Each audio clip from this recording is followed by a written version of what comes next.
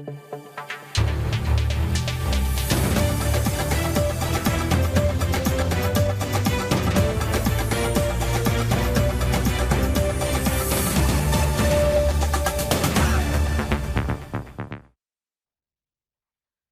দর্শক, আমি আফজাল হোসেন স্বাগত জানাচ্ছি সম্পাদকীয়তে। সরকার রাষ্ট্রীয় প্রতিষ্ঠানগুলোকে দলীয়করণ করছে বলে অভিযোগ করেছেন এনসিপির আহ্বায়ক নাহিদ ইসলাম। তার মতে গণঅভ্যুত্থান পরবর্তী কিছু ভুল সিদ্ধান্তের কারণে দেশের বর্তমান পরিস্থিতির সৃষ্টি হয়েছে। বিএনপির স্থায়ী কমিটির সদস্য ডক্টর খন্দকার মোশাররফ হোসেন বলেছেন, প্রশাসনের সর্বস্তরে স্বচ্ছতা ও জবাবদিহিতা নিশ্চিত করার কোনো বিকল্প নেই।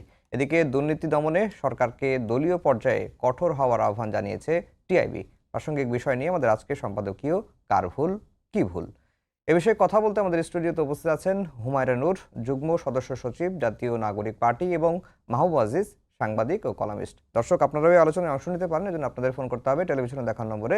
এছাড়া ফেসবুকের মাধ্যমেও আপনাদের মন্তব্য পাঠাতে পারেন। আলোচনা শুরুতেই জানিয়ে দেব এখনকার প্রধান শিরোনাম। তেহরানে নির্বিচারে বোমাবর্ষণ, পাল্টা জবাব ইরানের। ট্রাম্পের যুদ্ধ থামাতে ব্যর্থ সিনেট। দুবাইয়ে আটকে পড়া ৩৭৮ জন ফিরলেন দেশে, স্বজনদের স্বস্তি। এবারের ঈদে ছুটি ৭ দিন, ১৮ মার্চ নির্বাহী আদেশে ছুটি। বাড়ি ফেরা নির্বিঘ্ন করার নির্দেশ প্রধানমন্ত্রীর। বাড়তি ভাড়া নিলে কঠোর ব্যবস্থার হুঁশিয়ারি মন্ত্রীর।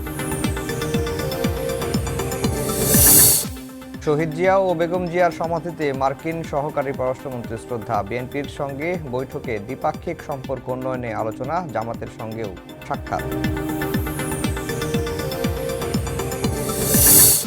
স্বাধীনতা পুরস্কার পাচ্ছেন বেগম জিয়া। স্বাধীনতা, গণতন্ত্র, নারী, শিক্ষা সহ দেশ গঠনে অবদান রাখার স্বীকৃতি। জাফরুল্লাহ চৌধুরী সহ তালিকায় ২০ ব্যক্তি, প্রতিষ্ঠান। এবং জুলাই অভ্যুত্থানে প্রথম শহীদ আবু সাইদ হত্যার রায় ৯ এপ্রিল। সর্বোচ্চ সাজা মৃত্যুদণ্ডের আশা প্রসিকিউশনের। গুমের মামলায় ১৩ জনের বিরুদ্ধে সাক্ষ্য গ্রহণ।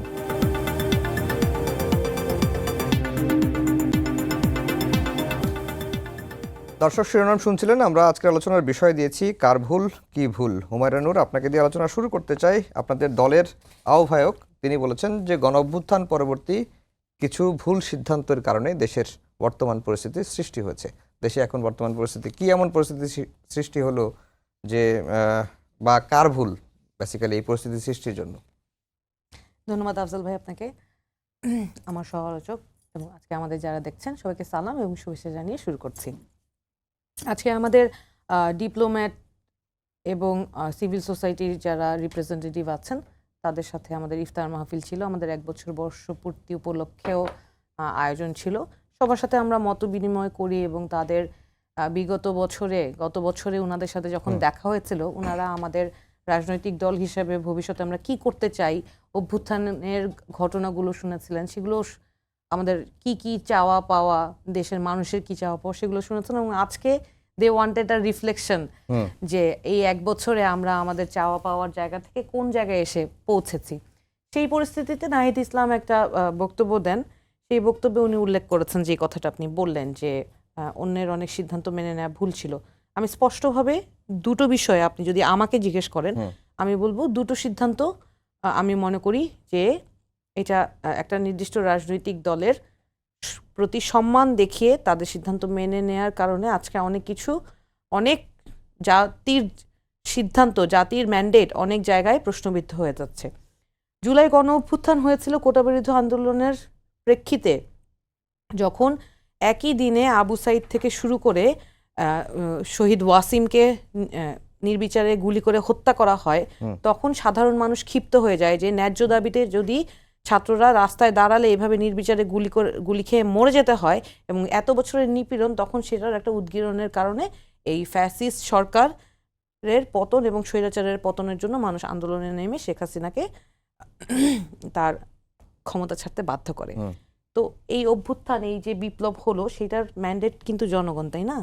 ওই মুহূর্তে আমরা যেটা প্রস্তাব করেছিলাম সেটা ছিল হচ্ছে একটা জাতীয় সরকার করার। এই যে এখন doctor Mohammad Yunus, interim government নিয়ে কত রকম আলোচনা, নন পলিটিক্যাল কতগুলো মানুষকে আমরা রাষ্ট্র পরিচালনা করার দায়িত্ব দিয়েছি, দিয়ে তাদেরকে কত দোষারোপ করছি। তারা, আমি তো অ্যাট টাইমস আমি নিজেও তাদেরকে অনেক সমালোচনা করি, যেহেতু দায়িত্ব যে নিয়েছে তাকে আসলে সমালোচনাটাও নিতে হবে। কিন্তু ওনারা যেই জায়গায় থেকে যেই জায়গায় দায়িত্ব নিতে এসেছেন, ওনারা যতটুকু করেছেন সেই জন্য আমাদের কিছুটা ধন্যবাদও জানানো উচিত। আমাদের তো প্রস্তাবনাটা ছিল জাতীয় সরকার করা, সেই জাতীয় সরকার তো আমরা করতে পারিনি, কারণ বিএনপি তখন রাজি ছিল না। আজকে যদি জাতীয় সরকার হতো তাহলে সকল রাজনৈতিক দলের ম্যান্ডেট হতো একটা অভ্যুত্থান পরবর্তী সরকার, সেইটা জনগণের ম্যান্ডেটই হইতো সেই সরকারের ম্যান্ডেট। আচ্ছা, আরেকটা, কিন্তু সেই জায়গায় বিএনপির প্রস্তাবনা অনুযায়ী আমরা সংবিধানকে বহাল রেখে, রাষ্ট্রপতিকে বহাল রেখে, যেই বিচারপতিরা পালিয়ে গেছেন তারা কোথা থেকে কোন ওহির মাধ্যমে পরামর্শটা দিয়েছেন আমি ঠিক জানি না, আপনি হয়তো জানতে পারেন, দীর্ঘদিন court beat, supreme court beat আপনি করেছেন, আপনারা হয়তো জানা থাকতে পারে। রাষ্ট্রপতি তার সাক্ষাৎকারে বলেছেন যে এটা তিনি নিয়েছেন 106 অনুযায়ী 2জন বিচারপতি এজলাসে ছিলেন, বাকিরা অনলাইনে যুক্ত হয়েছিলেন। ধরেন এইটা তো আপনি তো ওখানেই উপস্থিত থাকতেন একটা সময়, অনেকটা সময়, আপনিও সেটা দেখেছেন কিনা জানেন কিনা। আমার একটা ধোঁয়াশা ছিল, কিন্তু রাষ্ট্রপতির সাক্ষাৎকারের পরে আমার বিষয়টা ধোঁয়াশা কেটে গেছে। যেই রাষ্ট্রপতি পুরো অভ্যুত্থানের সময় জনগণের পক্ষে একটা শব্দ উচ্চারণ করতে পারেন না, তার কথা আমি বিশ্বাস করি না। তো আমরা তার তার ওই মুহূর্তে ওই রাষ্ট্রপতির আমরা অপসারণ চেয়েছিলাম। শেখ হাসিনার দোসর, যিনি বাংলাদেশের 17 বছর মানুষের নিষ্পেষণের পর, উনি তো আর 17 বছর রাষ্ট্রপতি ছিলেন না। আপনি আমাকে জিজ্ঞেস করতে পারেন আপনি কি করছেন, আপনি তো চুপ করেছিলেন। আমি তো অপারগ ছিলাম, আমি তো ক্ষমতাবান ছিলাম না, আমি তো বাংলাদেশের রাষ্ট্রপতি ছিলাম না ভাই। আপনি তো বাংলাদেশের মানুষের দায়িত্বে ছিলেন। কিন্তু রাষ্ট্রপতিরই বাকি করার আছে, দুইটা কাজ ছাড়া তো রাষ্ট্রপতির কোনো কাজই নেই। আপনি তো বাংলাদেশের মানুষের পক্ষ হয়ে দুইটা শব্দ তো বলতে পারেন। রাষ্ট্রপতি তো যখন তখন কথা বলতে পারে না? বলেছেন কি? বলেন নাই। অদ্যাবধি বলেছেন। উনাকে নাকি অনেকে অনেক কথা শিখিয়ে দেয়, ওনার অনেক ওই যে লিখিত বিবৃতি পেয়েছে, কিন্তু মুখ দিয়ে কি বলেছে শুনেছেন আপনি? আমরা জাতীয় সরকার, ওই দুইটা জায়গায় আমি বলবো যে মানে জাতীয় সরকার আর হচ্ছে এই সংবিধানটা বজায় রাখা, এই দুইটা যখন আমরা বিএনপির প্রস্তাবনা মেনে নিই, সেই কারণেই কিন্তু আজকে জুলাই সনদের এবং জুলাই সনদ বাস্তবায়ন আদেশ, গণভোট, এই সবগুলো জায়গায় আমাদের যে সংস্কার প্রস্তাবনাগুলো, এবং যেই সংস্কার প্রস্তাবনাগুলোর এই 47টা সংস্কার প্রস্তাব নিয়ে গণভোট হয়েছে, সবগুলো নিয়ে না কিন্তু, 84টা নিয়ে না, 47টা নিয়ে। তো এই 47টার মধ্যে 30টা সবাই ঐক্যমত্য হয়েছে, আর বাকিগুলোতে সবারই কোনো না কোনো নোট অফ ডিসেন্ট আছে। আপনি সেগুলো নিয়ে আপনি আলোচনা করতে পারতেন। সাংবিধানিক নানা জটিলতা আছে, এই জটিলতাগুলো নিয়ে আপনার তো আলোচনা করতেই হবে, আলোচনা হবেই। কারণ হচ্ছে আপনি এই সাংবিধানিক কন্টিনিউটি রেখে দিয়েছেন, কেন রেখে দিয়েছেন সেইটাও আপনি বলতে পারেন না, কিন্তু এটা তো হওয়ার কথা ছিল না। বিপ্লব পরবর্তী সময়ে সংবিধানের অস্তিত্ব থাকে না, এটা এই বাস্তবতাটা আপনারা তখন মেনে নেন নাই।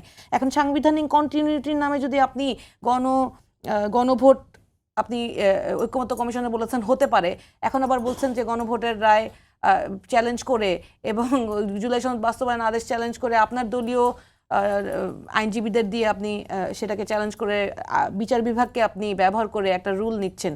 এই যে কারসাজিগুলো, এগুলো তো মানুষ বুঝে, এগুলো মানুষ বুঝে, এগুলো দুঃখজনক। আমার দুঃখের জায়গাটা ওটাই যে আপনাদেরকে তো মানুষ বিশ্বাস করে ভোট দিয়েছে, দায়িত্ব দিয়েছে। যদি আপনারাই বলেন যে জনগণের ম্যান্ডেটকে যদি আপনারাই বিশ্বাস না করেন, সেই ম্যান্ডেটের জায়গায় তো তাহলে 2026-এও নির্বাচন হওয়ার কথা না। মাহবুব আজিজ ভাই, আমি জানতে চেয়েছিলাম যে আসলে ভুলটা কার এবং কোন ভুলে দেশের বর্তমান এই পরিস্থিতি তৈরি হয়েছে, কি এমন পরিস্থিতি তৈরি হলো, এবং যেটি হুমায়রা নুর আপা বললেন যে দুটি সিদ্ধান্ত আসলে মানতে তারা বাধ্য হয়েছেন। একটা জাতীয় সরকারের মেনে নিলে হয়তো এই দেশের এই পরিস্থিতি হতো না, আর সংবিধান বহাল রাখা, চুপ্পুকে বহাল রাখা। জি, ধন্যবাদ, শুভেচ্ছা। দেখুন, এই পরিস্থিতিটা আসলে যে যেভাবে দেখে, যার যার চোখে দেখা। তো নাহিদ ইসলাম একটি দলের প্রধান, সেই দলের পক্ষ থেকে একটা দলীয় বক্তব্য দিয়েছেন, এবং এটা তো রাজনৈতিক বক্তব্য। রাজনৈতিক বক্তব্য যখন দেওয়া হয় সেটা দলের দৃষ্টিভঙ্গি এবং তার রাজনৈতিক অবস্থান থেকে। আমরা যদি আরেকটু নৈর্ব্যক্তিকভাবে ব্যাপারটা বিশ্লেষণ করি, একটি দেশের ইতিহাস কিন্তু 1.5-2 বছরের না, বা 15 বছরেরও না। শুধুমাত্র 15 বা 17 বছর ধরে একটা সরকার ছিল তা কিন্তু নয়। এই দেশের একটি ইতিহাস আছে, যেমন একটি পরিবারের ইতিহাস থাকে, যেমন বাবা দাদা বুঝলে প্রত্যেকেরই 150 বছরের করে একটা ইতিহাস। দাদার বয়স, বাবা, দাদা, তার দাদা, অন্তত 3 পুরুষের একটা ইতিহাস কম বেশি সকলেরই আছে তো একটি দেশের। তো 71-এর যে রক্তক্ষয়ী মুক্তিযুদ্ধের মাধ্যমে আমাদের এখানে একটা পৃথক যাত্রা ভারত এবং পাকিস্তান থেকে, তারপর আমাদের যে অগ্রগতি এবং সব সময় আমরা দেখছি যে গণতন্ত্রের জন্য আমাদের সংগ্রাম করতে হয়েছে। হুম।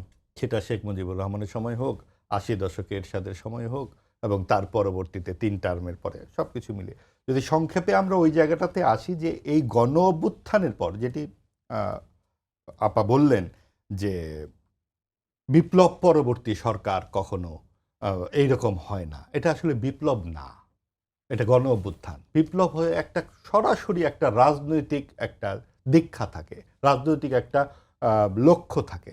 এখানে কোনো রাজনৈতিক লক্ষ্য ছিল না। এটা ৩৬ দিনের যে লড়াইটা ছিল এটা খুবই গুরুত্বপূর্ণ একটি লড়াই, এবং সেখানে একটি কোটা বিরোধী আন্দোলন থেকে শুরু হলো, এটা আমরা সবাই জানি ইতিহাসটি। এবং সেখানে মানুষের না পাওয়া অনেক দিনের ক্ষোভ, হতাশা, পরপর ৩টি আমিদামি নির্বাচন, রাতের বেলা নির্বাচন ইত্যাদি, দম বন্ধ যেই স্বৈরতন্ত্র, সব কিছু মিলে মানুষ একদম রাস্তায় চলে এসেছিল। এখানে কোনো নেতাও ছিল না, কিন্তু নেতৃত্বে তরুণরা ছিল, এবং এখানে একটা খুব বড় অংশ ছিল ছাত্রীরা, যারা ১৬ই জুলাই তুমি কে আমি কে, রাজাকার রাজাকার, কে বলেছে স্বৈরাচার স্বৈরাচার বলে বেরিয়ে এসেছিল। এবং সব মানুষের কণ্ঠে ছিল অসাম্প্রদায়িকতার গান। ধনধান্যে পুষ্পে ভরার গান আমরা শুনেছি ২ আগস্ট, ৩ আগস্ট, ৪ আগস্টে। এবং সেখানে একটু অসাম্প্রদায়িক আন্দোলন আমরা দেখেছি। কার কি পোশাক, কে কি পড়ছে না পড়ছে, এই আলাপগুলো ছিল না। কিন্তু ৮ আগস্টে এই অন্তর্বর্তীকালীন সরকারের পরেই কিন্তু শুরু হলো একটা সাম্প্রদায়িক উত্থান। এখানে একটা রাজনীতি আমরা দেখতে পেলাম, যেখানে ডানপন্থার বিকাশ আমরা দেখতে পেয়েছি। এবং এই গত ৭০ বছরে পুরো ভারতীয় উপমহাদেশে যা হয়নি, জামায়াতে ইসলামী সেখানে সবচেয়ে প্রধান বিরোধী দল হিসেবে আবির্ভূত হয়েছে, এবং তারা সংসদে প্রধান বিরোধী দল হিসেবে এই ১২ তারিখে আমরা তাদেরকে দেখতে পাবো। এটা অনেক বড় অর্জন কিন্তু জামায়াতে ইসলামীর জন্য। এবং সেই জায়গায় আজকে যখন নাহিদ ইসলাম বলছেন ভুল করেছি, এটা রাজনৈতিক বক্তব্য ছাড়া আর কিছুই নয়, কারণ এটা ভুল হয়নি, কারণ তাদের ৬ জন এমপি সেখানে আছেন, এবং তারা জামাতের সঙ্গে একটি ভোটে, যেই দলটি মাত্র ২৮ তারিখে ১ বছর পূর্ণ করলো, সেখান থেকে ৬টি এমপি, যথেষ্ট বড় অর্জন। এবং প্রত্যাশা তো আরও ছিল, এই দলটির প্রতি নানান রকমের প্রত্যাশা ছিল, কিন্তু অনেক ধরনের সমীকরণ, অনেক কিছু এখানে এইসব বিতর্কের মধ্যে না গিয়ে এটুকু শুধু বলা যায় যে আগামীতে আমরা যেই সংসদীয় রাজনীতি দেখতে চাচ্ছি বা দেখতে পাবো, সেখানে কিন্তু আমরা মুখোমুখি দেখতে পাবো দুটি দলকে। একদিকে বিএনপি থাকবে, আর একদিকে জামায়াত এবং এনসিপি থাকবে। আমরা এদের এই এনসিপি সত্যিকার অর্থে কি আদর্শগত সমঝোতা করেছে না নির্বাচনী সমঝোতা করেছে, এটা আমরা সংসদেই বুঝতে পারবো। এবং সামনে আরও অন্যান্য নির্বাচনগুলো আছে। এখানে ভুলের কথা যেগুলো বলা হচ্ছে, এটা আমার কাছে মনে হচ্ছে যে এটা এর চাইতে আর ভালো কি হতে পারে। যাদের বয়স ২৫ থেকে ৩৫, যারা জীবনে কোনো চাকরিও খুঁজতে হলো না এবং কোনো রকম স্ট্রাগলের মধ্যে গেল না, ক্ষমতার আপেল খেতে খেতে ক্ষমতার মধ্যেই রয়ে গেল, তাদের কাছ থেকে এইটার চাইতে আর ভালো অবস্থা কি হতে পারে। কাজেই আমার মনে হয় যে সামনে যে লড়াইটা আসলে মুক্তিযুদ্ধের যেই প্রসঙ্গটা, এবং পরবর্তীতে যে সাম্প্রদায়িক রাজনীতির প্রসঙ্গটা, নারী নিয়ে যে সমস্ত কথাবার্তা জামাত বলেছে, সেই জামাতের সঙ্গে এনসিপি, যেখানে যার একটি বড় অংশ নারী, তারা কি করে আগামীতে মার্চ করে, সেটা একটি দেখবার বিষয় বটে। কিন্তু এখন যে অবস্থা আপনারা দেখছেন জামাত এনসিপির যে সম্পর্ক, সেটি আসলে আপনার কাছে কি মনে হয় যে এটি আদর্শিক বা রাজনৈতিক? এটা আসলে ২-৩ রকম ভাবে দেখা যায়। এনসিপির সকলেই কিন্তু একরকম নয়। এনসিপিতে একটা খুব বড় রকমের শক্তি আছে যারা প্রগতিশীল এবং যারা সাম্প্রদায়িক রাজনীতিতে বিশ্বাসই করে না, তাদের অনেকেই বেরিয়ে গেছে। গণমাধ্যমে খবর এসেছে অন্তত ৪০ জন নেতা বেরিয়েছে। আমি ঠিক জানি না কতজন, কিন্তু এরকম একটি খবর আমি দেখেছি। বিশেষ করে নারীরা, তারা কিন্তু বেশ কয়েকজন বেরিয়ে গেছে। নির্বাচনে যাদেরকে দেওয়া হয়নি, এরকম নিয়ে অনেক রকম ব্যাপার দেখা গেছে। কিন্তু আবার একটি অংশ দেখা গেছে যে তারা কিন্তু একসময় শিবির ছিল, এবং এটা জামাতের নেতারাই বলেছেন, এবং অনেকে বাম থেকেও এসেছেন এনসিপিতে। কাজেই সব কিছু মিলিয়ে একটা টানাপোড়েন এনসিপিতে চলছে, আগামীতেই বোঝা যাবে। কিন্তু এখন যারা নেতৃত্বে আছে, তারা অনেকটাই জামায়াতের প্রতি অনুকূল মানসিকতা। তাই কি? এটাই কি মানে যারা নেতৃত্বে আছে তারাই কি এখন জামাতের ক্ষমতার? আরেকটা কথা বলেছেন যে ক্ষমতার আপেল খেতে খেতে ক্ষমতার কাছাকাছি আছেন আপনারা এখনো। আচ্ছা, প্রথমে আমি জনগণের সামনে আজকে উল্লেখ করতে চাই ১২ তারিখ প্রথম সংসদীয় অধিবেশন হবে। মাহবুব আজিজ ভাই যেটা আশা করছেন যে যেহেতু সরকারি দলের বাইরে জামাতে ইসলামীর বেশি আসন, এই জন্য ওনারা প্রধান বিরোধী দল, আমি আপনাকে আশ্বাস দিচ্ছি এনসিপি প্রধান বিরোধী দল হবে। 6টা আসন হলেও আমাদের কার্যক্রমই সারা বছর প্রমাণ করবে যে কার্যত বিরোধী দল এনসিপি। এবং আপনারা এইটুকু আস্থা রাখতে পারেন যে আমরা আমাদের আদর্শ থেকে বিচ্যুত হয়ে অন্য কোনো দলের সাথে মার্জড হয়ে যাব না, অ্যাজ ইউ হ্যাভ সেইড। যে হয়ে যায় কিনা সেটা দেখবেন, আপনি সেটা অবশ্যই দেখতে পাবেন। এবং এইখানে আমি জনগণের সামনে আজকে যে কথাটা বলছি, হ্যাঁ আপনি যে কথাটা বলেছেন যে জামাতের প্রতি কারো কারো নাকি সহমর্মিতা আছে, কথাটা ঠিক না। এটা কোনো জামাতের প্রতি কারো কোনো সহমর্মিতা নাই। এইটা একটা রাজনৈতিক সিদ্ধান্ত যে ইলেকশন করতে গেলে ইলেকটোরাল অ্যালায়েন্সের ক্ষেত্রে আমরা একটা দল আরেকটা দলের সাথে কিভাবে ইলেকশনটা করব সেইটা নিয়ে আলোচনা, বা পরবর্তীতে এই যে স্থানীয় সরকার নির্বাচন আসছে সেখানেও ইলেকটোরাল অ্যালায়েন্স হবে কি হবে না সেইটা নিয়ে আলোচনা। কিন্তু আমাদের যে রাজনৈতিক পথ চলা, বিরোধী দল হিসেবে আমাদের যে কর্মকাণ্ড, আপনি দেখেন এই যে 12 তারিখ নির্বাচনের পর আজকে যে 5ই মার্চ, এই কদিনে আমাদের প্রত্যেকটা ইস্যুতে রাজনৈতিক কর্মকাণ্ড একেবারেই separate. We didn't discuss it with Jamaat to state anything. We have said our own, discussed within ourselves and described our own opinion. We didn't take opinion from any other party and describe it according to their agendas.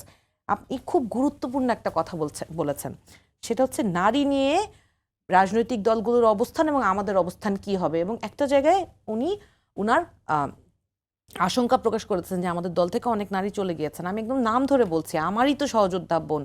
উনারা আমার রাজনীতিটা আমার দলের সাথে করুক না করুক, আজীবন কিন্তু উনারা আমাদের আমরা যেই আইডিওলজি নিয়ে যেই এজেন্ডা নিয়ে আমরা রাজনীতিটা করতে এসেছি সেইটা কিন্তু উনারা কন্টিনিউ করবে। সুতরাং তারা যদি কোনোদিন জামাতও জয়েন করে বা কোনো বামপন্থী রাজনীতি করে বা মধ্যমন্থী যাই করুক না কেন, তারা আমার সহযোদ্ধাই থাকবেন। আমার দল থেকে 4 জন নারী নেত্রী, 3 জন নারী নেত্রী স্পেসিফিক্যালি, উনারা রাজনীতি আমাদের সাথে করবেন না বলে ওনারা চলে গিয়েছেন। তাদের মধ্যে একজন অন্য একটা প্ল্যাটফর্মে যোগ দিয়েছেন, আর আরেকজন এখনো কোথাও, আরো দুইটা আলাদা রাজনৈতিক প্ল্যাটফর্মে জয়েন করেছেন, নীলিমা দোলা এবং হচ্ছে তাজনুভা জেবিন। কিন্তু তাসনিম যারা এখন পর্যন্ত কোনোখানে জয়েন করেননি। এটা আমাদের জন্য লস। আজকে আমরা একসাথে, এই যে নারী দিবস আসছে, অল্প কদিনের ব্যবধানে আপনি দেখেন নতুন সরকার, এতদিন আমরা ইন্টারিম গভর্নমেন্টকে প্রচণ্ড গালাগালি করেছে। আসিয়া যখন ধর্ষিত হয় এবং নিহত হয়, আমার মনে আছে যে আমি আমার সময় টিভির সাথে আমার প্রথম টকশো, এই টেবিলে বসে আসিয়ার ঘটনা নিয়ে আমি কথা বলেছিলাম এবং আমি সকলের কাছে অনুরোধ করেছিলাম যে এইভাবে এই নারী শিশুদের এইভাবে নির্যাতন যাতে না হয়, সরকার যাতে সেই ব্যবস্থা কঠোরভাবে নেয়। সরকারের এখন আর সহজ হয়ে ব্যবস্থা নেওয়ার কোনো উপায় নেই। আমার মনে আছে যে ওইখানে আমি বলেছিলাম ওই দিন যে যেই শিশুটা ধর্ষিত হয়েছে তার ছবিটা কেন দেখানো হচ্ছে, কেন যে ধর্ষক তার ছবি দেখানো হচ্ছে না। এবং পরবর্তীতে পরদিনই ফারাহ মাহবুব ম্যাডাম উনার কোর্টে সুওমোটো উনি রুল জারি করেছিলেন যাতে সমস্ত মিডিয়া থেকে যে ধর্ষিত হয়েছে সেই শিশুর ছবি নামিয়ে ফেলা হয়। এবং এখন এই পরিস্থিতিতে মাত্র 2-3 দিনে আমি দেখলাম 7 জন নারী ধর্ষিত এবং নিহত হয়েছে। বাংলাদেশের সরকার তো গঠন হয়েছে অলমোস্ট প্রায় ধরেন আজকে 18 দিন হয়ে গিয়েছে। তাহলে এখন যে এই অবস্থাগুলো হচ্ছে, এবং রোজার মাসে তো নাকি শুনেছি শয়তানকে কয়েদ করে রাখে, এই শয়তানগুলো কোত্থেকে আসলো? আমি দেখলাম একটা শিশুর হাত ধরে পার্কে নিয়ে যাচ্ছে, সেই শিশুকে কিভাবে হত্যা করা হলো, আরেকটা শিশুকে ধর্ষণ করে তার গলা, এগুলো সহ্য করা যায় না ভাই, এগুলো সহ্য করা যায় না। আমার এখন সবার কাছে দাবি, আমাদের রাজনৈতিক মতবাদ যেই মতবাদই থাকুক না কেন, নির্বাচনের সময় দেখেছি যে যারা ধর্মীয় রাজনীতি করেন সেই রাজনৈতিক দলের যে নারী কর্মীরা আছে তাদেরকে বিপরীত রাজনৈতিক কর্মীরা তারা তাদের গায়ে হাত তুলছেন। এটাও তো সহিংসতা। তারা ধর্মভিত্তিক রাজনীতি করে বলে তার প্রতি আমার সহিংসতা করার কিন্তু লাইসেন্স নাই। আমার যেই জায়গায় রাজনীতিটা, সেটা হচ্ছে সবাই সবার প্রতি সম্মান জানিয়ে যে যার রাজনীতিটা করুক। নারী ইস্যু বলেন, আদর্শের ইস্যু বলেন, আদর্শ তো হওয়া উচিত ন্যায় ভিত্তিক, ন্যায্যতা ভিত্তিক, এবং ন্যায্যতার প্রশ্নে আপনার ন্যায্যতাটা সবার জন্য সমান হওয়া উচিত। আমার জন্য এক নিয়ম, আরেকজনের জন্য আরেক নিয়ম হতে পারে না। এখন আমি আমার রাজনীতিটা কি করব সেইটা নিয়ে যে সন্দেহ মানুষের মনে আছে, বা ধরেন মাহবুব ভাইদের মতো যারা আছেন তারা অনেকেই তো জামাতের সাথে আমরা জোটে যাওয়াতে ওনারা এটা অ্যাকসেপ্ট করতে পারেন না, এটা তো আমি স্বীকার করি। তবে আমি বারবার এটা স্পষ্ট করতে চাই, দেখেন 71কে আমরা অন্তরে ধারণ করি। 71 হয়েছে বলেই আজকে বাংলাদেশের অস্তিত্ব আছে, এবং আমি একজন বাংলাদেশি হিসেবে গর্ব ভরে বলতে পারি যে আমি বাংলাদেশি। আমি হুমায়রা নূর, আই কেম ফ্রম বাংলাদেশ। জি। তো এই জায়গাটায় আমার কোনোভাবে আপোষ করার সুযোগ নেই। তবে এই জামাতে ইসলামের সাথে ওই যুগপৎ আন্দোলন আওয়ামী লীগও করেছে, যারা মুক্তিযুদ্ধের চেতনাধারী হিসেবে নিজেদেরকে দাবি করেন, এই এই এই দলটার সাথে বিএনপিও দীর্ঘদিন তাদের রাজনৈতিক বোঝাপড়াটা কন্টিনিউ করেছে। এখন আমাদের কাছে আপনাদের ডিফারেন্ট এক্সপেকটেশন ছিল, সেটা আমরা মেনে নিচ্ছি, কিন্তু সময় বলে দিবে যে আমরা আমাদের নিজস্ব রাজনীতিটা করতে পারছি কিনা। মাহবুব আজিজ জি। ভাই, যেটি হুমায়ুনুর শেষেরটাই বললেন জি, জি। যে জামাতের সঙ্গে তো আওয়ামী লীগও যুগপৎ জি। আন্দোলন করেছে, বিএনপিও তাদের সরকারে ছিল, তারাও নির্বাচনী সমঝোতায় জামাতের সঙ্গে জোট করেছেন, কিন্তু তারা অনেকটা এটা আলাদাভাবে। খুব গুরুত্বপূর্ণ একটা পয়েন্ট, প্রায় ওনারা বলেন। আচ্ছা, ধরুন আমরা একটা গাড়িতে বসে আছি, গাড়িটা কে চালাচ্ছে তার উপর নির্ভর করে গাড়ি কোন দিকে যাবে। গাড়ি যদি আপনি চালান, আপনি শাহবাগের দিকে যাওয়ার কথা, অনুষ্ঠান শেষ ওদিকে যাবেন। আপা যদি চালান, তাহলে জামাত এবং এনসিপি একসাথে যে জোট করছে সেখানে যাবেন। আর আমি যদি চালাই, আমার মতো চালাবো। বিএনপি যখন জোট করেছে জামাতের সঙ্গে, তখন জামাতের আসন 18 আর বিএনপির হলো 250 বা ওরকম কাছাকাছি। তাহলে কি দাঁড়ালো? গাড়ির ড্রাইভারকে বিএনপি। জামাত আওয়ামী লীগ যখন করেছে, গাড়ির ড্রাইভার আওয়ামী লীগ। আর এখন এনসিপি আর জামাত যখন করেছে, এখন গাড়ির ড্রাইভার জামাত, কারণ তাদের সিট হচ্ছে 77টা। আমি আপনাকে আমি না, আমার 10 প্লিজ, সেকেন্ড না না ইন্টারাপ্ট না, করব এখন না? না, এখন আচ্ছা, না, ঠিক পরে। আছে, এটা ঠিক খুবই আছে। গুরুত্বপূর্ণ, কোনো এখানে অসুবিধা বলার কিছু নাই, না, না। বোঝার ব্যাপার আছে। সেটা হচ্ছে যে যখন জামাত ইসলামী এত বড় একটা দল, এবং তারা, আপনি দেখুন কি কি ঘটনাগুলো ঘটিয়েছে। তারা 4টা ফ্রন্ট খুলেছে। 1 নাম্বার হচ্ছে তারা সকল ইসলামী ভোটগুলোকে এক বাক্সে আনবার একটা উদ্যোগ নিয়েছিল। ইসলামী আন্দোলন সেখান থেকে বেরিয়ে গেল, দেখে এটা হয়নি। 2 নাম্বার হচ্ছে তারা এনসিপিকে সাথে নিল। যেহেতু তার 71-এ বিতর্কিত ভূমিকা, তাদের জনগণের সামনে যেতে হবে। এই সদ্য তরুণদেরকে, যারা সেইভাবে আসলে ইতিহাসের পরীক্ষিত কোনো লড়াই অংশও নেয়নি, একটি মাত্র গণ অভ্যুত্থান, এবং সেখান থেকে তারা সরাসরি রাজনীতিতে অংশগ্রহণ করছে, টাটকা আবেগ, সেইটাকে যখন তারা নিচ্ছে, মানুষেরও আবেগ তাদের উপরে আছে, এবং এই 71-এর ভূমিকা তারা ফিল্টার্ড করে নিল এনসিপিকে নিয়ে। 2 নম্বর ফ্রন্ট। 3 নম্বর ফ্রন্ট হচ্ছে যে সরকারে যদি যায়, এটা তারা বিএনপি নেতৃবৃন্দকে তারা বলেছিল খালেদা জিয়ার অনুষ্ঠানে গিয়ে, যে আমরা একসাথে সরকার করতে পারি কিনা, অর্থাৎ কোনো কিছুই তাদের জন্য অসম্ভব না, বিএনপির সঙ্গেও প্রয়োজনে তারা যাবে। অর্থাৎ তারা কেবলমাত্র কতখানি আরও সামনে এগোনো যায়। তো এই জায়গায় এক সময় তারা যখন আওয়ামী লীগের সঙ্গে জোট বেঁধে বিএনপিকে বাদ দিয়ে এরশাদের আমলে তারা 86 সালে নির্বাচন করেছে। তার আগে 47-এ আপনি যে দেখুন, পাকিস্তান জন্ম তাকে বিরোধিতা করেছে। তারা মওদুদির বাদে তারা দীক্ষিত, এবং বলেছে এই গণতন্ত্র হচ্ছে তাগুদি আইন, এই গণতন্ত্র মানে হচ্ছে আল্লাহর সার্বভৌমত্বের বিরুদ্ধে, যা আমরা কোনো গণতন্ত্রের অনুশীলন করব না। তারা এখন কিন্তু গণতন্ত্র অনুশীলন করছে। যখন তারা যুক্তরাষ্ট্রের সঙ্গে আলোচনা করে, তখন তারা মানবাধিকার প্রেমী হয়ে যায়, এবং তখন তারা বলে যে আমরা নারীর অধিকারকে সমুন্নত রাখবো, ইত্যাদি ইত্যাদি অনেক কথাবার্তা বলে। আবার যখন তারা আল জাজিরায় সাক্ষাৎকার দেয়, তখন তারা বলে যে নারী হচ্ছে শীর্ষ পদে যেতে পারবে না, জঠরে শিশু রাখা এবং মাতৃদুগ্ধ পান করানো তাদের অত্যন্ত গুরুত্বপূর্ণ কাজ। এই সমস্ত কথাবার্তা বলা, এবং এই যে গত 40 বছর 50 বছর দেশের কোন প্রগতিশীল আন্দোলনে জামাত ছিল? আপনি দেখুন, ছায়ানটে হামলা, উদীচিতে হামলা, গণমাধ্যমে হামলা, মুক্তিযুদ্ধের ভাস্কর্যে হামলা, মাজারে হামলা, সব কিছুই অন্তর্বর্তীকালীন সরকারের আমলে পৃষ্ঠপোষকতায় এই উগ্রবাদী রাজনীতির মাধ্যমে এগুলো ঘটেছে। আজকে যখন আমাদের তরুণ নেতারা বলেন 71-কে অন্তরে ধারণ করি, আমাদের খুব ভালো লাগে শুনতে। 71 অন্তরে ধারণ করতে হলে আপনাকে ওই ইতিহাসটিও জেনে ধারণ করতে হবে, যে ওই আত্মসমর্পণের দলিলে লেখা আছে পাকিস্তানি সেনা, নৌ, বিমান বাহিনীর পাশাপাশি সিভিল আর্ম ফোর্স সেখানে আত্মসমর্পণ করে, এবং সিভিল আর্ম ফোর্স এই জামাত ইসলামী, এই ছাত্রসংঘ, এবং এই ছাত্রসংঘের প্রধান আলী হাসান মোহাম্মদ মুজাহিদ 14 ডিসেম্বর এই শহীদদেরকে ধরে ধরে নিয়ে গিয়ে রাজারবাগে হত্যা করেছিল।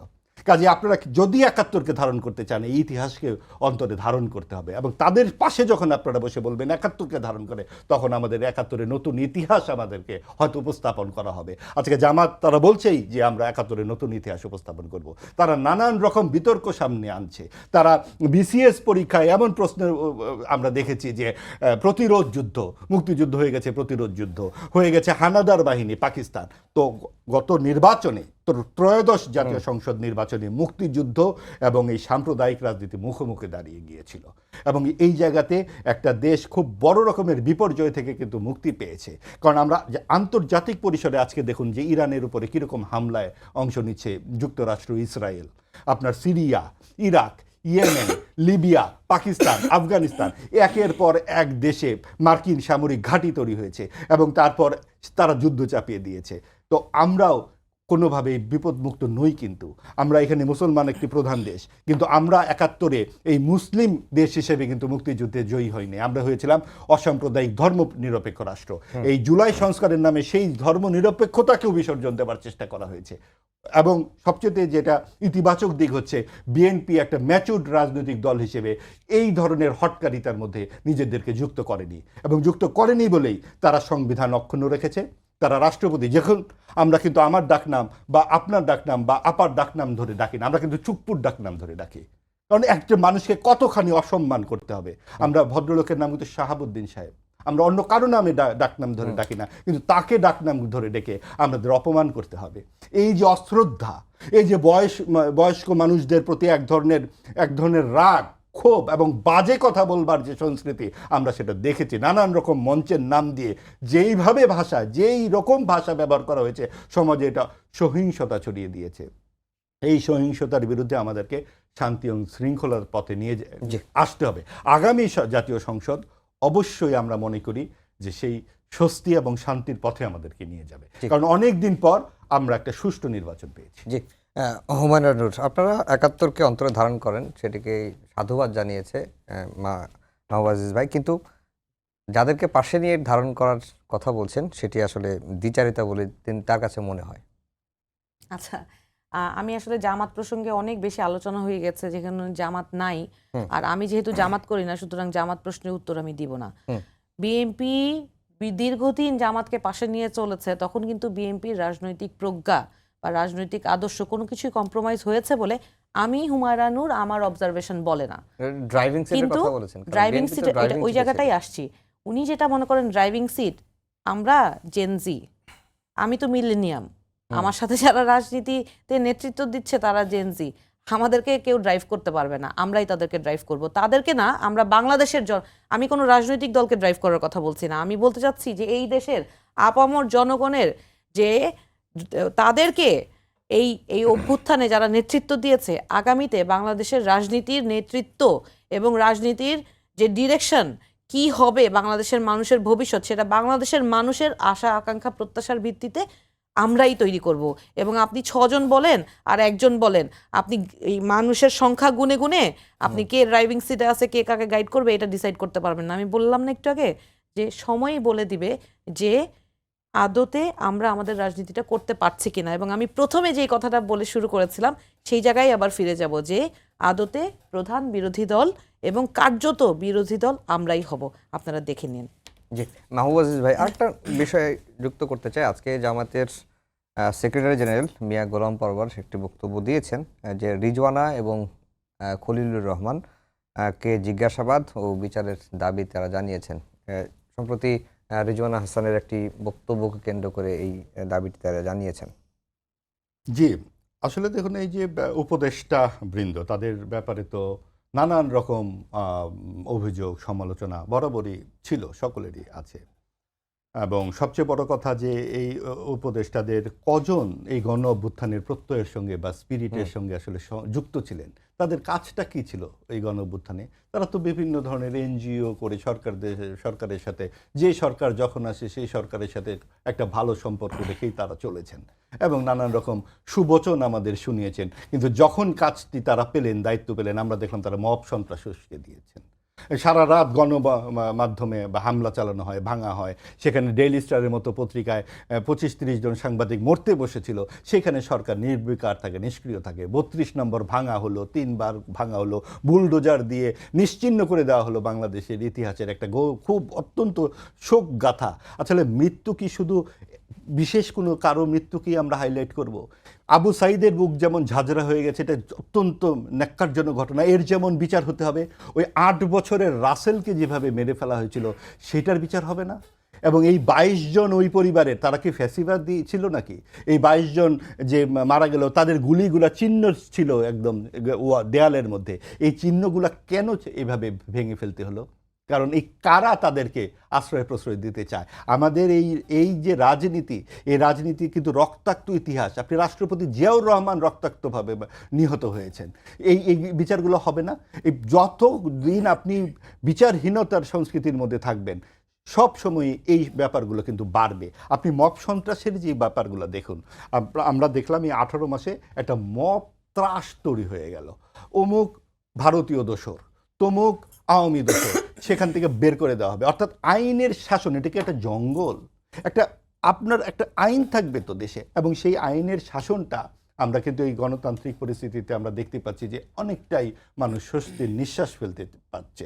এবং যত সময় যাবে, বিশেষ করে সংসদ যখন হবে, জবাবদিহিতার সংস্কৃতিটা যদি চালু হয়, তাহলে আমরা যারা এই সমস্ত কথাবার্তা বলেছে, উস্কানি দিয়েছে, আমরা এখন এক উপদেষ্টা বলছে স্নাইপারের কথা, বলছেন যে আমরা খুব সুন্দর প্রমিত বাংলায় আমরা শুনতে পাচ্ছি, ওই গণমাধ্যমে গিয়ে বলছে আমরা অনেক চেষ্টা করেছি, অনেক সারা রাত করেছি, এটা কিভাবে ভাঙলো কিভাবে পুড়লো আমরা জানি না বলে প্রায় কান্নাকাটি করছেন। আপনি সেই রাতে যখন পারলেন না, আপনি পরদিন সকালবেলা কেন পদত্যাগ করলেন না? আমরা যদি বলি যে আপনারাই উস্কিয়ে দিয়েছেন যাতে ডানপন্থার উস্কানি হয়, এবং আপনারা বলতে পারেন যে নির্বাচনের প্রয়োজন নাই, এবং এই যত দূর আপনারা ঠেলে ঠেলে পেছনে নিয়ে যেতে পারেন, এই ধরনের একটা প্রবণতা তো আমরা দেখেছিলাম।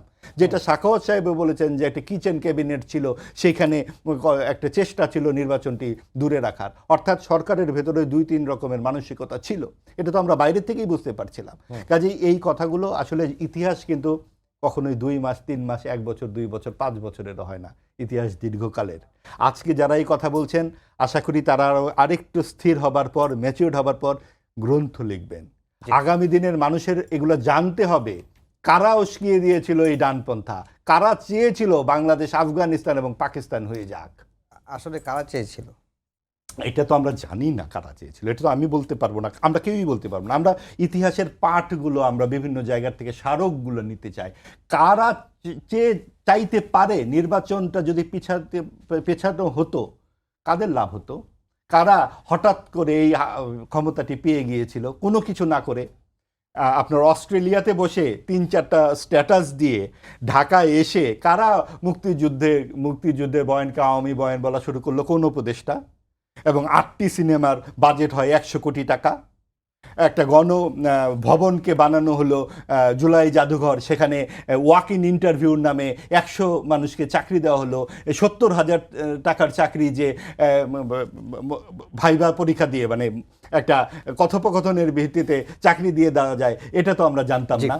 কাজেই এই বিষয়গুলো একটু দেখলেই বোঝা যায়, যারা ক্ষমতাকে দীর্ঘায়িত করতে চেয়েছে, নির্বাচনহীনভাবে থাকতে চেয়েছে, এবং এই আইন শৃঙ্খলাকে একটা অন্ধকারের মধ্যে ফেলে দিয়ে বলতে চেয়েছে যে নির্বাচনের পরিবেশ নাই। জি, হুমায়ুন নূর, যেটি মাহবুব ভাই শুরুতেই বলছিলেন যে যারা আবু সাইদের হত্যার বিচার যেমন হতে হবে, 32 নম্বর ভাঙার সঙ্গে যারা জড়িত, এবং এটি একটি স্মৃতি বিজড়িত বাড়ি, মুক্তিযুদ্ধের অনেক ইতিহাস আছে, সেই বাড়ি গুঁড়ি দেওয়ার সঙ্গে যারা জড়িত তাদেরও বিচার হওয়া উচিত। আচ্ছা, উনি যেটা বলেছেন এটা ওনার আবেগের জায়গা থেকে উনি দাবি করেছেন। উনি একটা স্বাধীন বাংলাদেশে অভ্যুত্থান পরবর্তী সময় যে যার নিজস্ব মতামত প্রকাশ করবে, সেই স্বাধীনতাটা তার থাকবে, সেইটাই তো আমরা চেয়েছিলাম। তো সুতরাং উনি ওনার মতামত প্রকাশ করেছেন। কিন্তু বাংলাদেশের বাস্তবতায় আপনি যদি ওই যে উনি ইতিহাসের কথা বলছিলেন বারবার, ধরেন মানুষের যে ক্ষোভ, যে কষ্টের জায়গাটা থেকে, সেইটার যেই আউটরেজিয়াস বিহেভিয়ারটা, সেই বিহেভিয়ারের কারণে কোথায় গিয়ে কি স্থাপনা নষ্ট করেছে, সেটা প্রোটেকশনের দায়িত্ব ছিল কিন্তু আইন শৃঙ্খলা বাহিনীর। সেটা প্রোটেকশনের দায়িত্বে যারা ছিলেন, এই দায়টা আমি মনে করি তারই। কারণ আপনি যখন মানুষকে আপনি কিভাবে কন্ট্রোল করবেন? মানুষ তো ভুক্তভোগী। আপনি দিন দুপুরে আপনার শিশু সন্তান হেলিকপ্টার থেকে গুলি করে ঘরের মধ্যে যখন নিহত হয়, তখন আপনি কোনটা ঐতিহাসিক স্থাপনা আর কোনটা রাষ্ট্রের গুরুত্বপূর্ণ সম্পদ, এইটা মানুষ বিবেচনা করার সেই ক্যাপাসিটি সেই মানুষের থাকার কথা না। সুতরাং এই ধরনের স্থাপনাকে আপনি যদি রক্ষা করতে হয়, সেটার দায়িত্ব অবশ্যই আইন শৃঙ্খলা বাহিনীর ছিল। এখন ইন্টারিম গভর্নমেন্টের আপনি অনেক সমালোচনা করেছেন, মাহবুব ভাইরা শুরু থেকেই বলেছে যে নির্বাচন আদৌ হবে না। নির্বাচন তো হয়েছে। তো এখন আপনাদের আলোচনা, আমি একজন প্রোগ্রেসিভ মানুষ হিসেবে, একটা নতুন রাজনৈতিক দলের একজন সদস্য হিসেবে, আমি এত পিছনে ফিরে এত কথা বলে মানুষকে আর বিভ্রান্ত করতে চাই না, কারণ হিসেব করলে ওই 17 বছরের হিসাবটা তো আগে হবে, তারপর না এই 1.5 বছরের হিসাব হবে। কিন্তু আপনারা মানুষকে 1.5 বছরের হিসেবের কথা বলে 17 বছরের হিসেব ভুলিয়ে দিতে চান। আরেকটা জিনিস যেটা টেন্ডেন্সি আমি দেখলাম, যে বারবার বলে মব, ধরেন নির্বাচন যখন চলেছে, আপনি ধরেন এই টেলিভিশনটা কথা বলেন তো, অভ্যুত্থানের পরবর্তীতে এইটা কি এনসিপি বা বৈষম্য বিরোধী ছাত্ররা এসে এই এই এই সময় টিভি দখল করার চেষ্টা করেছে? সময় টিভি একটা নির্দিষ্ট রাজনৈতিক দলের নেতাদের তত্ত্বাবধানে বা নেতৃত্বে দখল করার চেষ্টা হয়নি? হয়েছে। এবং এই নির্বাচনের পরবর্তীতে আপনি ওই 1.5 বছর যদি আমি বাদই দেই, কারণ আমি রেফারেন্সটা কেন বললাম, যে এই সমস্ত জায়গায় এই যে ভাগাভাগির দখলদারি হয়েছে, এই দখলদারিতে আপনি এনসিপিকে কয়টা জায়গায় পেয়েছেন? এনসিপি তখন ছিল না, জাতীয় নাগরিক কমিটি ছিল, পরে পার্টি হয়েছে, এর আগে বৈষম্য বিরোধী ছাত্র আন্দোলনের একটা অংশ ছিল, যেখানে সব রাজনৈতিক দলের ছেলে মেয়েরা ছিল।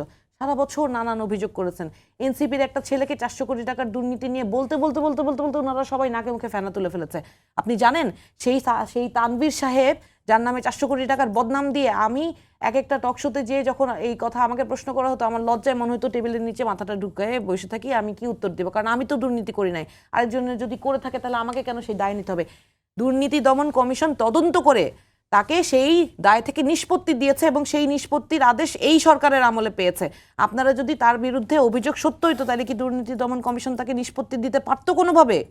তাহলে আপনি বলেন যে সারা বছর যে আপনি আমাকে এত অপদস্থ করলেন, সেটার দায় কে নিবে? যে ধরেন আমার পাশে বসেই যে ভাইরা আমাকে বললে, হ্যাঁ ওদের 400 কোটি টাকা ইয়ে করছে, অমুকে এটা করছে, তমুকে সেটা করছে, একটা ঘটনাও তো আমি তো বলছি যে ভাই আপনি আমার যদি বাপ ভাইও অন্যায় করে আপনি তদন্ত করেন, আমার অসুবিধা নাই। আপনি দেখেন, কিন্তু তদন্ত করতে গেলে বা ব্যাংক হিসাব তলব করতে গেলে ব্রিফিং করে কেন বলা হচ্ছে যে নির্বাচনে দাঁড়াতে চাই, সেই কারণেই উদ্দেশ্যমূলকভাবে এগুলো করা হচ্ছে?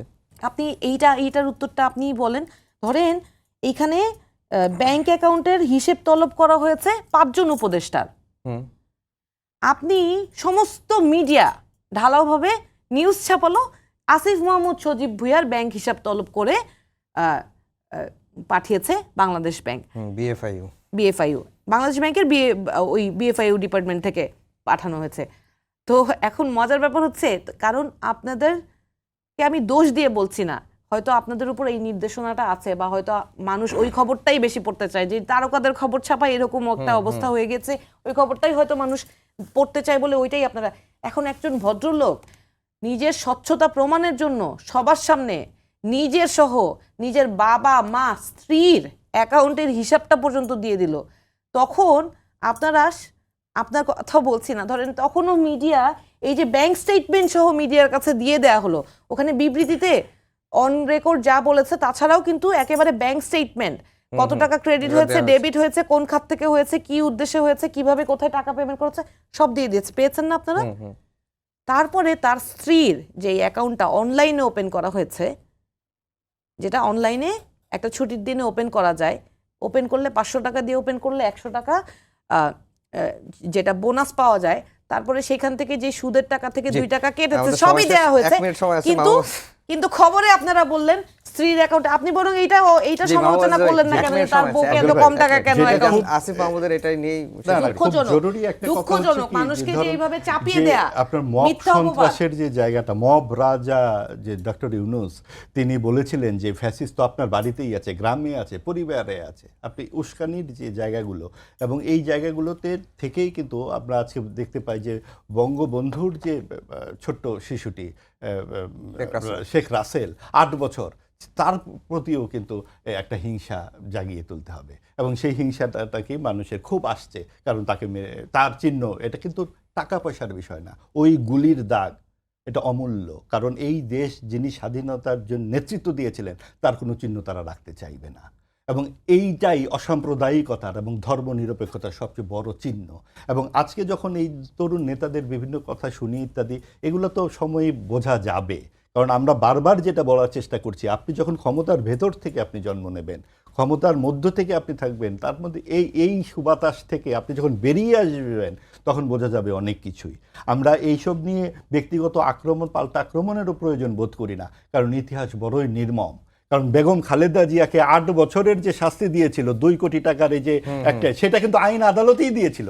তখন কিন্তু আইন আদালতটা তখন কিন্তু ভালো হয় না, কারণ এটা নাকি বানানো বিচার হয়। দুজনকেই অসংখ্য ধন্যবাদ জানিয়ে শেষ করছি। আসলে কার ভুল কি ভুল এটি আসলে সময়ই বলে দিবে। সবাইকে ধন্যবাদ জানিয়ে শেষ করছি। আমাদের আজকের সম্পাদকীয় আগামীকাল আবারও দেখা হবে একই সময়ে। শুভরাত্রি।